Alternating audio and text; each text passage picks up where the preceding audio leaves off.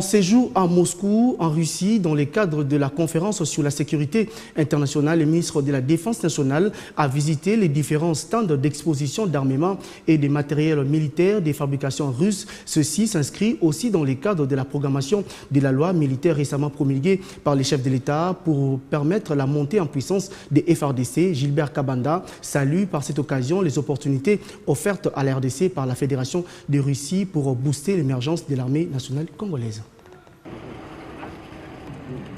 En mission officielle en Russie, dans la ville de Moscou où il participe, au nom de l'RDC, à la conférence de Moscou sur la sécurité internationale, le ministre de la Défense nationale et des anciens combattants a passé toute sa journée de mercredi à parcourir stand après stand au salon d'exposition des armements et matériels militaires des fabrications russes. Son intérêt tient à moderniser l'armée congolaise, lui tenant à cœur.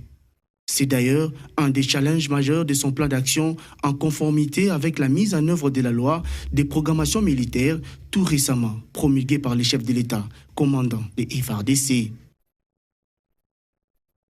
Lui-même, un militaire général à la retraite, ayant une connaissance parfaite des différents types d'équipements militaires, Gilbert Kabanda n'a rien laissé au hasard.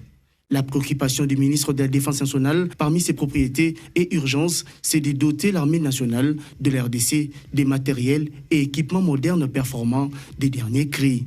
La Fédération de Russie, une des grandes puissances militaires au monde, offre justement ces opportunités à la RDC. À cette occasion, le ministre de la Défense nationale s'est intéressé à différentes gammes de variétés d'armements et matériels visant à la modernisation des forces de défense et de sécurité du Congo-Kinshasa. Un pari à tenir pour le gouvernement congolais à travers les ministères de la Défense et des anciens combattants.